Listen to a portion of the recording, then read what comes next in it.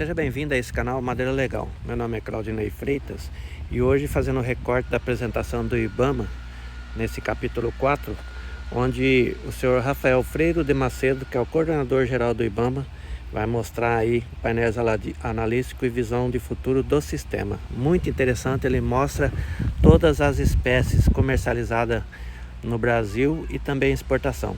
Mas antes, peço que você se inscreva no canal, dá o seu like, compartilha e faça comentário. Então vamos iniciar, né, nossa apresentação dessa segunda rodada agora. São painéis analíticos e visão de futuro dos sistemas. Quem vai proferir essa apresentação é o nosso coordenador geral, Rafael Freire de Macedo.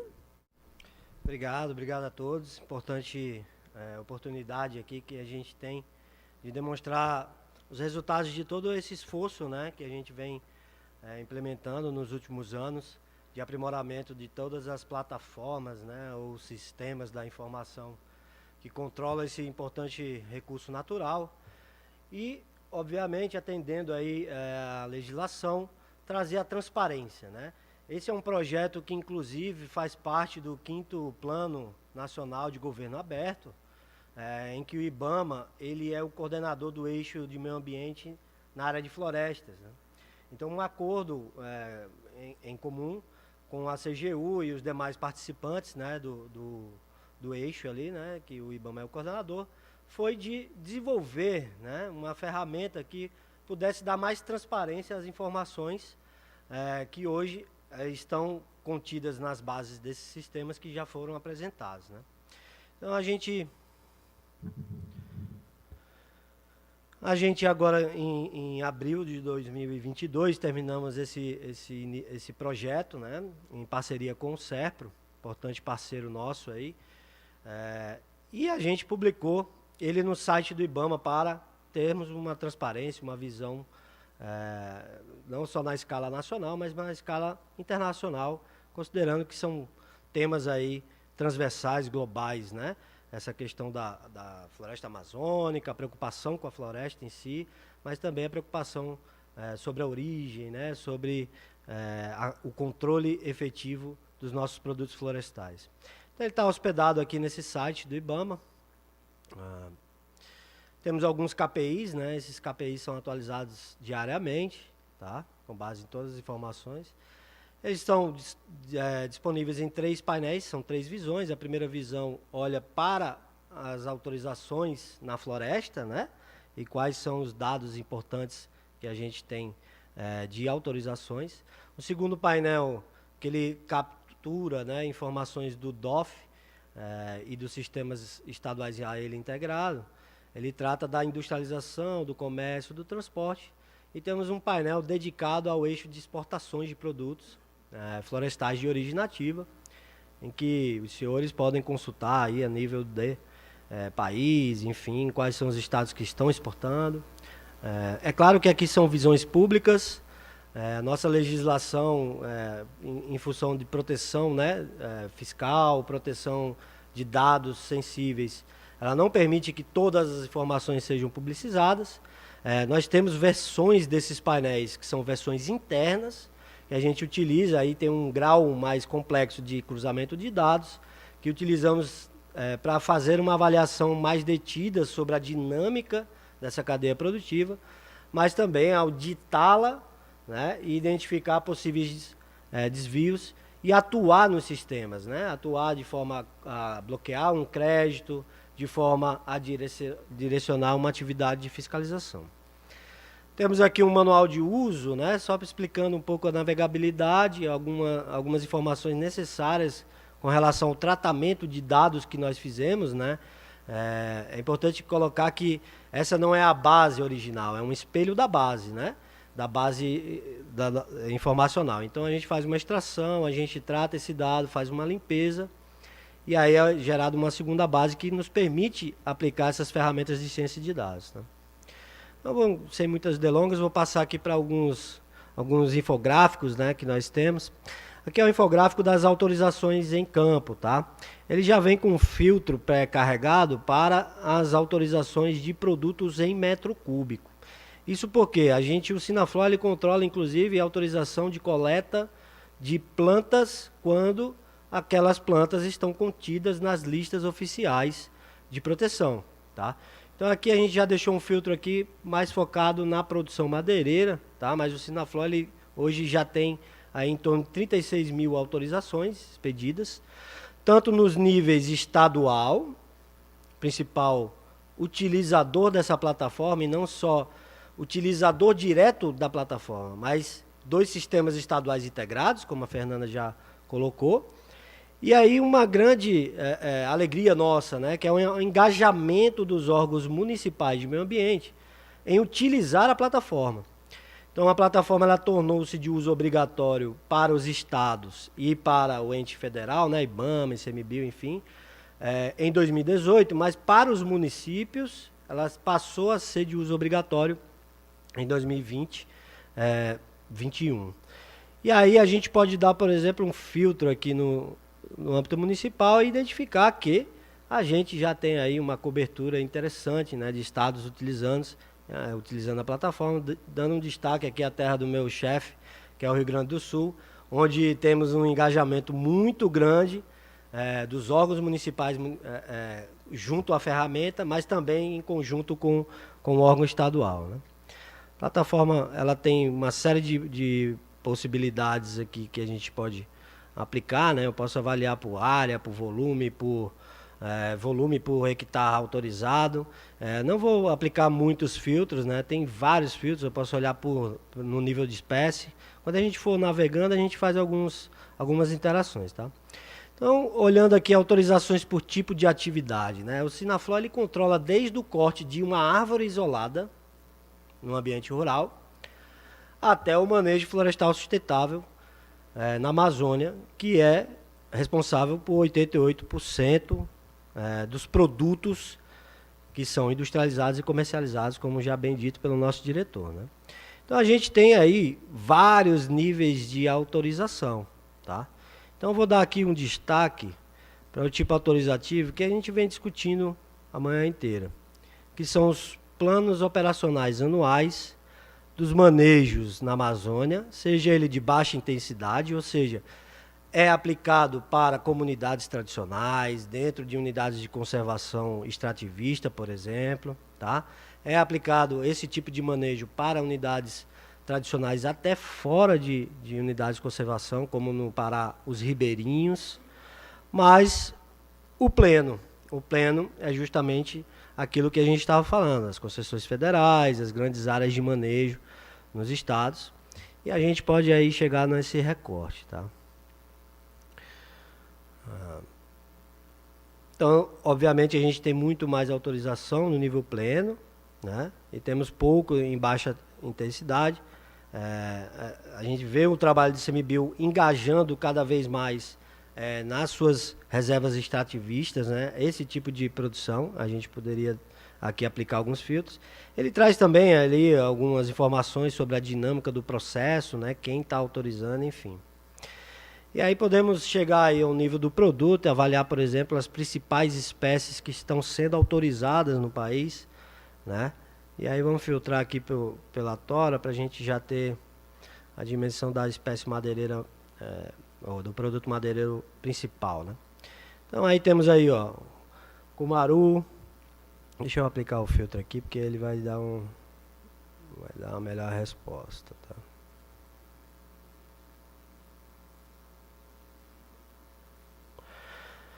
Enfim, nos últimos anos temos aí um nível de autorização mais focado em determinadas espécies, obviamente que tem um valor comercial maior, né, em termos de autorização. E aí a gente pode olhar aqui, ó, cumaru, aí Mineu cobaril, mas podemos olhar aqui também por volume autorizado, tá? E aí vamos ver que a maçaranduba, a Manilcara ruberi, né, é a espécie que hoje tem mais volume autorizado no país nesse tipo de atividade, e certamente é uma das espécies que são mais consumidas no território nacional, né?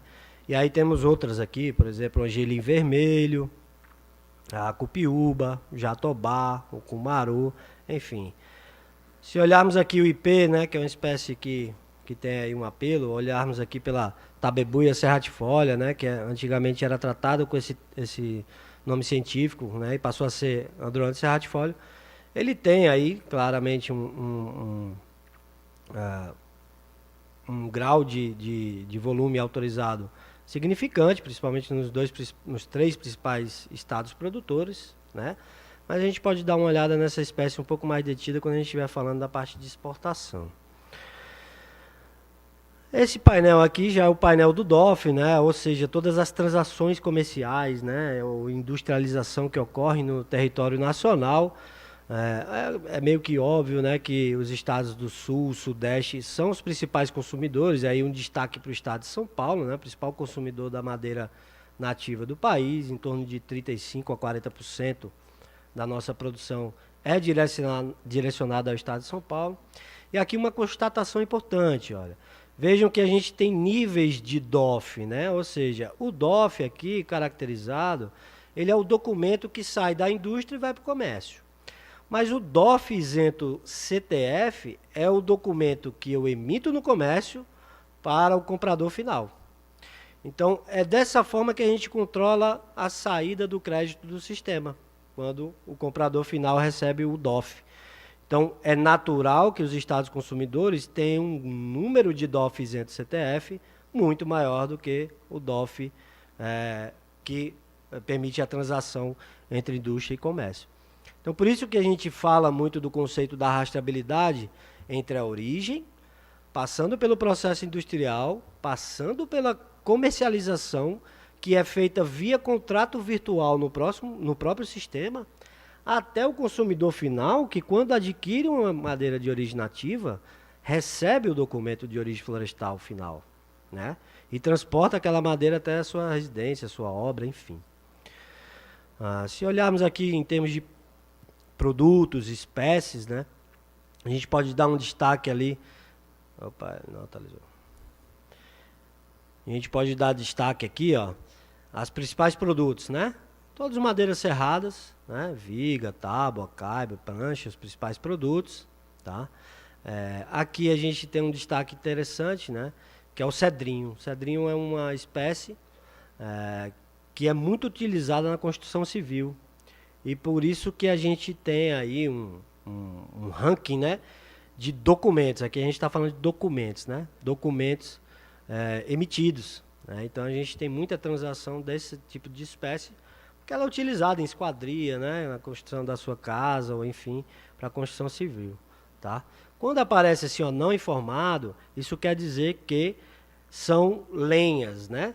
São subprodutos, né, da exploração florestal, que são destinadas para um consumo aí, para geração de energia, né, em indústrias de pequeno porte, enfim.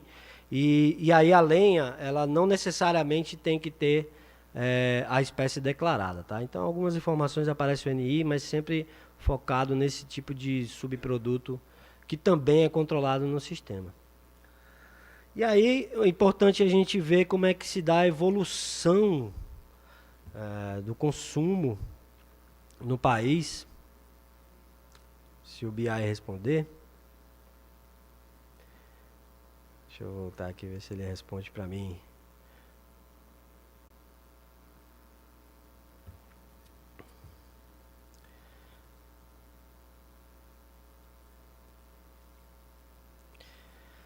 Se a gente observar aí a evolução de documentos, né, e a gente pode considerar que são cargas sendo transportadas, né, no país ao longo do tempo, né, desde ali 2006, com o início do sistema, né, houve, claro, todo um engajamento, uma transferência daquele crédito que estava armazenado nos processos administrativos para colocar no sistema, enfim. A gente tem uma certa normalidade, né? A gente tem um consumo normal, e aqui eu estou considerando não só os DOFs, os documentos internos, as transações internas, mas todas as transações externas também, né, para fora do país. Então a gente tem uma normalidade no consumo de madeira de origem nativa no país. Então, aqui a gente pode fazer uma inferência que seria o seguinte: não há correlação direta com elevação de taxa de desmatamento ilegal com a introdução de eventuais créditos ilegais dentro do sistema. Se assim o fosse, existiria uma curva de correlação, e não é. A curva não existe. Então, é importante frisar que o sistema ele tem um controle rígido e ele controla a madeira legal. Tá? Então, a gente pode chegar ao nível de avaliar por produto, por espécie, mas eu queria me deter um pouco mais no painel da exportação, até porque é importante a gente dialogar aí, principalmente sobre as principais espécies que estão, né, sendo comercializadas para fora, as pressões eventuais que elas estão sofrendo aí, tá? Então, vou pegar aqui o painel da exportação.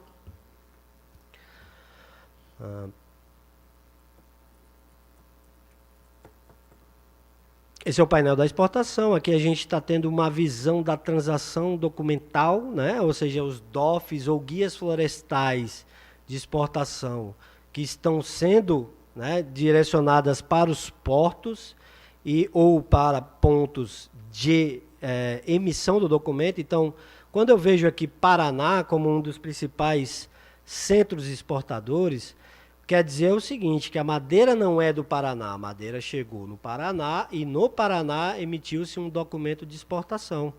Porque no Paraná temos o segundo porto mais importante para a exportação de madeira nativa, que é o Porto de Paranaguá, que inclusive na próxima semana estaremos lá, né, num trabalho de fortalecimento das ações da equipe do IBAMA que atua nesse porto. E em destaque maior é o estado do Pará. Ou seja, basicamente toda a produção destinada à exportação do estado do Pará é exportada via Porto de Vila do Conde.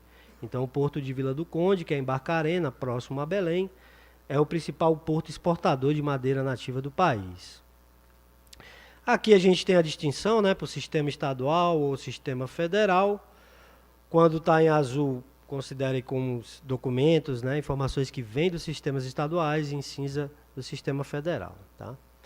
E aí podemos avaliar aqui por tipo de produto. Né?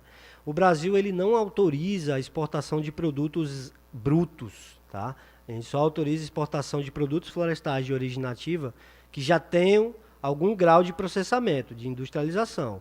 Né? Seja ele uma industrialização intermediária, né? Vamos chamar aí de uma madeira serrada, seja num beneficiamento final. E aí vamos colocar aí, por exemplo, um decking. Né? Então, o decking é o produto mais comercializado para fora. Tá? E aí sim, aqui a gente consegue visualizar que o IP, enquanto Tabebuia serratifólio, mas já incluindo também depois o Andrônto serratifólio, ele é sim a espécie mais importante para fins de exportação. E aí um detalhe, né? O Ramiro já colocou, a gente vem fazendo estudos com Embrapa Floresta, Embrapa Amazônia Oriental, avaliando, né, o grau de impacto do comércio, não só em escala local, né, mas o impacto do comércio internacional sobre a espécie, sobre os manejos, sobre os inventários, né, tanto oficiais como os inventários desses planos de manejo, para avaliar se efetivamente essa espécie está comprometida em função do comércio. Né?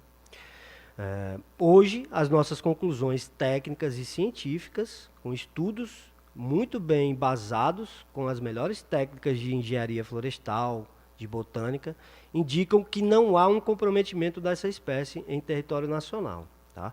Isso é importante colocar, porque é uma discussão que vai ser, obviamente, tratada na próxima conferência das partes das CITES. Né? Uma outra espécie também que é importante, que é a Dipteryx odorata, cumaru, que sequer consta em listas, né, nacionais, como se tivessem algum grau de ameaça. Para nós também não haveria o que se falar, né, no primeiro momento, de inclusão dessa espécie como uma espécie-alvo também para comércio CITES, pelo menos na nossa perspectiva, no nosso território. Né? E essas espécies, junto combinadas com outras, são espécies importantíssimas para a manutenção da política pública do manejo florestal sustentável, que são espécies com alto valor agregado, né, e se uma vez impactado, né, a possibilidade de você extrair, de comercializar esse tipo de espécie, Claro, sempre garantindo que ela está conservada na natureza, níveis aceitáveis para a sua exploração, a gente poderia estar comprometendo uma política pública importante do país, que é a política pública do manejo florestal sustentável, que é uma ferramenta de conservação. A gente pode avaliar a evolução dos documentos ao longo do tempo e a gente também percebe uma normal, né? A gente percebe que o nosso grau de exportação é uma normal. E aí a gente pode até aplicar um filtro aqui, deixa eu ver se eu encontro esse filtro. Não estou encontrando o filtro. Que é avaliar, por exemplo, em termos de valor monetário, né, das mercadorias, né? É um filtro que não estou vendo. Mas o que eu quero dizer é o seguinte, em termos de valor monetário da nossa moeda, do real, a gente também percebe percebe uma elevação, obviamente, mas se a gente considerar o valor em dólar, a gente percebe a normalidade. Então não é uma commodity que está, ao longo do tempo, sendo valorizada. E a gente precisaria valorizar mais. E aí, obviamente, que a valorização dessa commodity perpassa por ter melhores garantias, maiores controles, melhoria nos sistemas, implementação da política da concessão federal, concessão florestal, né, de fato, porque isso daria um valor agregado a essa commodity importante. Tá? Minha colega ali já está me marcando no tempo, mas eu gostaria de mostrar aqui os principais países importadores, né, do nosso produto. E, obviamente, é claro que a gente sempre estará aberto para qualquer memorando de entendimento, acordo bilateral, reunião técnica, para que a gente possa passar não só essa visão pública. A gente tem um nível de detalhamento bem maior, tá? Sobre empresas que estão comercializando aqui, empresas que compram a mercadoria lá, rotas, principais portos, o período em que as cargas saíram do país. Então, eventuais investigações no país de destino podem alcançar e solicitar informações para que a gente possa auxiliar nesse tipo de investigação. Tá? E aí eu vou selecionar aí um país irmão, Portugal, para que a gente faça aqui talvez um filtro, sem querer olhar muito para os principais consumidores, né? Mas, claro, já foi dito, né? Estados Unidos, França, China são os nossos principais consumidores, mas a União Europeia tem um papel importante também, porque aqui no nosso BI, né, ele apresenta, e aqui, ó, aqui conforme eu vou andando eu consigo ver de onde a mercadoria saiu, né? Se ela saiu do Amazonas, se ela saiu do Amapá, do Pará, enfim, de Santa Catarina. Então eu tenho vários pontos de exportação, e esses pontos, o IBAMA, em conjunto com seus parceiros, vem se engajando para cada vez melhorar a sua atividade na retroárea portuária. Tá? Esse é um trabalho que está muito bem sendo conduzido pela Diretoria de Proteção em conjunto aqui com a DBFLOR, né, para melhorar essa ação no campo, na área de retroárea, enfim, avaliando, usando essa inteligência de dados como ferramenta para ser mais assertivo nas cargas que têm que ser vistoriadas, nas empresas que têm que ser vistoriadas, né, uma vez você identificando possíveis desvios, né, de conduta. Tá? Então aqui a gente pode fazer uma série de filtros, o painel está público, né? Qualquer pessoa pode acessar o painel e fazer os seus filtros desejáveis, fazer uma combinação entre, por exemplo, um estado emissor e um país de destino, né? E aí avaliar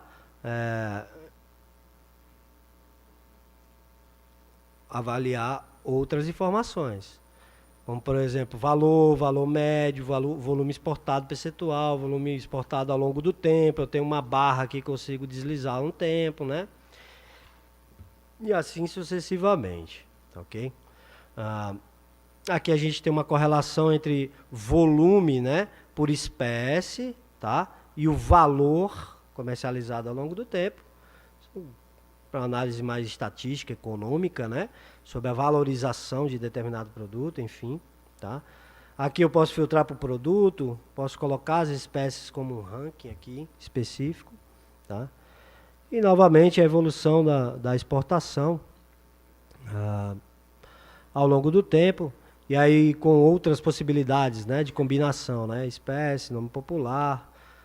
O sistema ele trabalha com espécies científicas, mas há a possibilidade de se cadastrar os nomes populares, né, para facilitar para o comprador, né, identificar melhor o que ele está comprando, tá?